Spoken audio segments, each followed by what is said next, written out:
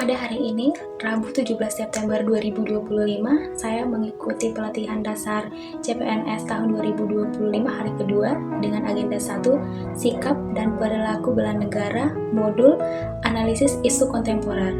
Adapun jenis metode pembelajaran pada hari ini dengan dua metode. Yang pertama, metode sinkronus ataupun pembelajaran bersama dengan fasilitator melalui aplikasi Zoom, dan yang kedua metode pembelajaran dengan asinkronus, yang artinya pembelajaran secara mandiri dengan mengerjakan tugas individu dan tugas kelompok.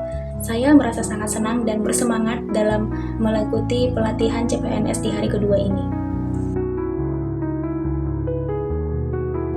Isu kontemporer meliputi yang pertama identifikasi isu, yang kedua deskripsi isu, yang ketiga penentuan core isu, yang keempat penentuan rumusan masalah isu, yang kelima analisis isu, yang keenam penentuan gagasan penyelesaian isu.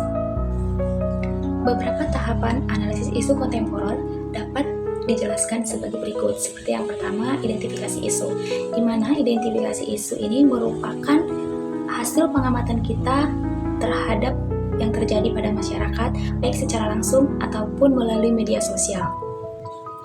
Yang kedua adalah deskripsi isu, di mana pada bagian yang kedua ini kita perlu menjelaskan apa yang dimaksud dengan isu, di mana isu itu sendiri adalah perbincangan yang hangat yang terjadi pada masyarakat.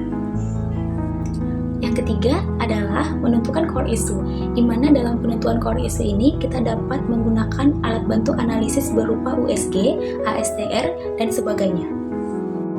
Yang keempat adalah membuat rumusan isu, di mana pada bagian ini kita perlu membuat rumusan isu-isu yang akan kita angkat, dan kita harus menentukan prioritas isu yang mana yang akan kita bahas lebih lanjut. Yang kelima, melakukan analisis isu, di mana analisis isu ini perlu dilakukan untuk mengurai masalah yang sedang dibahas, dapat menggunakan alat analisis SWOT, pohon masalah, dan sebagainya. Dan yang terakhir, nomor 6, mencari gagasan kreatif untuk menyelesaikan permasalahan isu. Hal ini dapat menggunakan alat analisis berupa CBA, ASTRID, dan sebagainya. Dan yang menjadi tantangan menurut saya dalam pembelajaran hari ini adalah pengaplikasian alat analisis untuk dapat digunakan menganalisis isu-isu yang sedang dibahas, seperti penggunaan CBA, ASTRID, dan pohon masalah, ataupun alat analisis lain yang sudah diberitahukan. Dalam hal penggunaannya, saya pribadi membutuhkan pembelajaran yang lebih mendalam lagi, sehingga untuk mengatasi hal tersebut, saya akan belajar lebih dalam lagi secara mandiri untuk mengatasi tantangan yang sedang saya hadapi. Dan untuk hari ini, sekian. Terima kasih.